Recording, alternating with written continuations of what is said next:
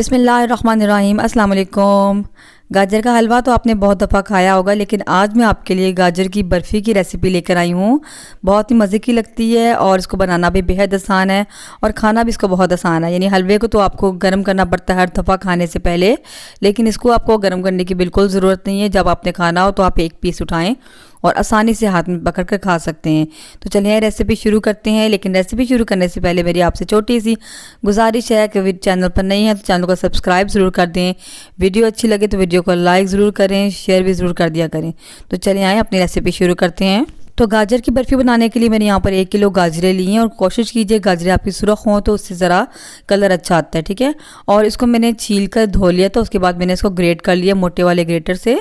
तो इस तरीके से आपने इसको ग्रेट कर लेना। उसके बाद मैंने यहाँ पर एक कढ़ाई ली है, इसमें मैं इन गाजरों को शामिल कर दूँगी और गाजरों को डालकर इसमें मैं डालूंगी तकरीबन 3 पाव दूध था मेरे पास, यानी 750 ml या 750 ग्राम। अगर आप इसमें खोया डालना चाहते हैं तो आप ज़्यादा खोया डालना चाहते हैं तो आप दूध की मिकदार आधा किलो तक कर सकते हैं। और अगर आपने खोया नहीं डालना, आपके पास खोया नहीं है, तो आप इसमें दूध जो है ना 1 लीटर से तकरीबन 1.5 लीटर तक डालें ताकि अच्छी हमारी बर्फ़ी बनकर तैयार हो। तो मेरे पास खोया है लेकिन बहुत ज़्यादा नहीं है, तो मैंने इसलिए दूध जो है 750 ml यानी 3 पाव दूध मैंने इसमें शामिल किया है।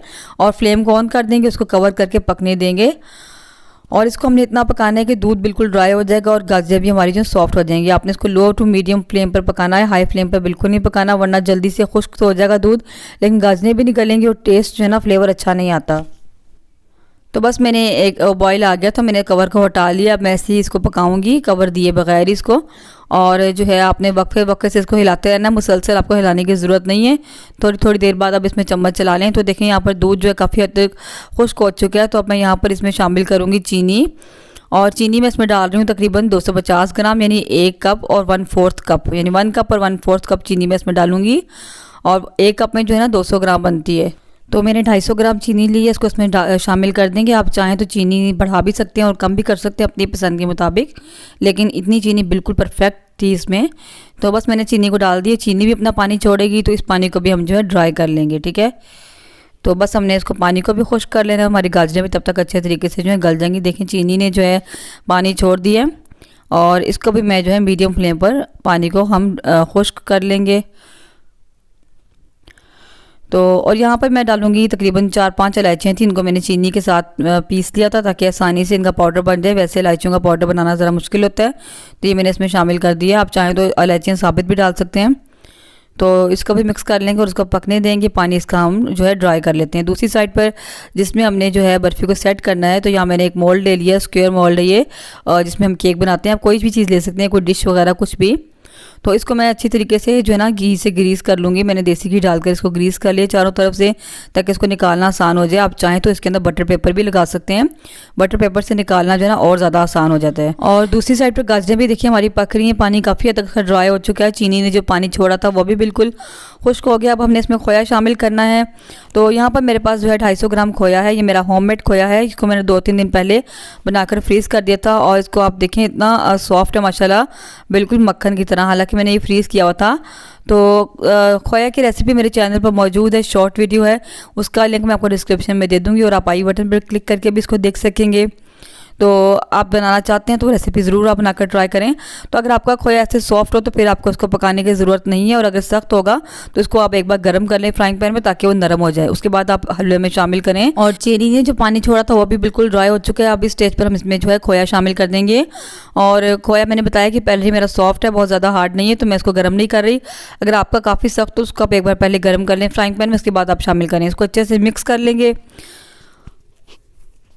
और अब हमने क्या करना है, इसकी अच्छी से भुनाई करनी है और इसको जितना हमें से मॉइस्चर को खुश्क कर देना बिल्कुल, ताकि ये हलवा जो हमारा थोड़ा सख्त हो जाए। इस स्टेज पे डालेंगे 2 टीस्पून देसी घी के और इसकी अच्छे से भुनाई कर लेंगे। जो आम हलवा बनाते हैं गाजर का, उसको हम थोड़ा सॉफ्ट भी रखें, यानी इस स्टेज पर हम उसको उतार लेते हैं चूल्हे से। लेकिन जो हमने बर्फ़ी बनानी है इसके लिए हमें इसको काफ़ी पकाना पड़ेगा ताकि ये बिल्कुल ड्राई हो जाए और जो है इसको जमाना आसान हो। तो देखिए इसका बेस्ट तरीका चेक करने का, ये सुराखों वाला आप चम्मच लें और इसे दबाएं तो देखिए सुराखों में से पानी निकलता आए, इसका मतलब है कि अभी इसके अंदर पानी मौजूद है। तो उसको हम और अच्छे तरीके से भूनेंगे और अच्छे तरीके से भुनाई करने के बाद एक बार फिर चेक करेंगे। तो जब तक पानी निकलता रहेगा हम इसको भूनते रहेंगे। तो देखिए आप देख सकते हैं, मैंने एक दो बार पहले भी चेक किया, तो आप देखिए इसमें से पानी बिल्कुल नहीं निकल रहा। जो निकल रहा है सिर्फ घी है, इसमें से जो हमने दूध डाला है और खोया डाला है उसका घी निकल रहा है। तो बस इसकी भुनाई हो चुकी है अच्छे तरीके से और बिल्कुल इस तख्त हो चुका है। आप देखें पैन भी बिल्कुल जो है ना साफ़ आ रहा है। तो बस मैं फ्लेम को ऑफ़ कर दूँगी और इसको हम जो है जिस हमने मोल्ड को हमने ग्रीस किया था उसमें हम इसको डाल देंगे। तो आपने इसको ज़रा ज़्यादा अच्छी तरीके से पकाना है और बिल्कुल खुश्क कर लेना है, क्योंकि हमने इसको सेट करना होता है, बर्फ़ी बनानी होती है। तो जब ये थोड़ा सॉफ्ट होगा तो बर्फ़ी ठीक से बनेगी नहीं, जमेगी नहीं और कटिंग नहीं ठीक से होगी। तो बस इसको हम मोल्ड में शामिल कर देंगे और ऊपर से लेवल कर देंगे अच्छे तरीके से। आप चाहें तो जो है ग्लास, स्टील का जो ग्लास होता है उसकी बैक साइड से भी इस तरीके से आप इसको लेवल कर सकते हैं, या आपके पास कोई और चीज़ है इस तरह की तो आप उससे लेवल कर सकते हैं। तो बस इसको अच्छे तरीके से ऊपर से दबा देंगे, प्रेस कर देंगे, टैप कर देंगे ताकि बिल्कुल बराबर हो जाए। और उसके बाद मैं इसको कटे हुए बादाम और पिस्ता से जो गार्निश कर दूंगी। आप चाहें तो ऊपर चांदी के वर्क भी लगा सकते हैं, या जिस तरह की डेकोरेशन आप करना चाहते हैं, जो आप जो है नट्स लगाना चाहते हैं आप लगा सकते हैं। इसको बादामों को लगाकर ऊपर से दोबारा से मैं दबा दूंगी ताकि सारे बादाम साथ चिपक जाएँ और उतरे नहीं। और उसके बाद हम इसको सेट करने के लिए 3-4 घंटों के लिए छोड़ देंगे, क्योंकि इसने पहले ठंडा होना है और उसके बाद इसने जमना है। अच्छे तरीके से सेट होने में टाइम लगता है। तो इसको आपने चाहे तो ओवरनाइट छोड़ दें, चाहे 3-4 घंटों के लिए आप इसको जो है छोड़ें ताकि अच्छे तरीके से जो है ये सेट हो जाए। तो देखिए यहाँ पर इसको रखे हुए तकरीबन 3-4 घंटे हो चुके थे और ये अच्छे से सेट हो चुकी है। इसको दबा के मैंने चेक कर लिया, बिल्कुल सख्त हो चुकी है। तो इसको हम पहले साइडें इसकी जो है लूज़ कर लेते हैं। आप चाहें तो एक बार चूल्हे पर थोड़ा सा सेक भी दे सकते हैं। उससे क्या होगा, जो हमने घी लगाया था ग्रीस करने के लिए थोड़ा सा नरम होगा, तो ये ईज़िली जो है ना इसके किनारे बाहर निकल आएंगे।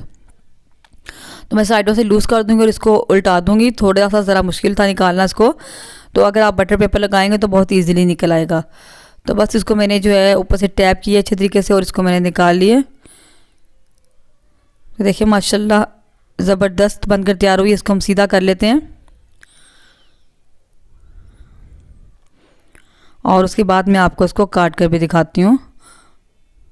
बहुत ही आसान है इसको बनाना और खाने में बेहद मज़े की लगती है ये। तो अब इसकी कटिंग कर लेते हैं। कटिंग आप जिस भी साइज़ में चाहें या जौन सी शेप आप चाहें उस शेप में आप इसको काट सकते हैं। तो मैं इसको स्क्वायर कट कर रही हूँ। इसके अलावा आप मुझे फेसबुक और इंस्टाग्राम पर भी फॉलो कर सकते हैं, उसका लिंक भी मैं आपको डिस्क्रिप्शन बॉक्स में दे दूँगी। और मेरी वीडियो अच्छी लगे तो लाइक ज़रूर कर दिया करें और शेयर ज़रूर किया करें।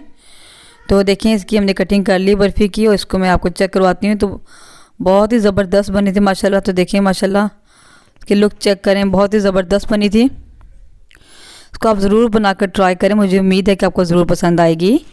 तो ये थी मेरी आज की रेसिपी। वीडियो अच्छी लगे तो लाइक और शेयर ज़रूर कर दिया करें। इसके अलावा अगर आप मुझसे कुछ और भी सीखना चाहते हैं तो आप मुझे कमेंट सेक्शन में बता सकते हैं, और कोई क्वेश्चन आपको ज़हन में हो तो आप मुझे कमेंट सेक्शन में पूछ सकते हैं। तो मिलते हैं किसी नेक्स्ट वीडियो में इंशाल्लाह किसी नई और मज़ेदार सी रेसिपी के साथ। तब तक के लिए अल्लाह हाफिज़। अपनी दुआ में ज़रूर याद रखिएगा।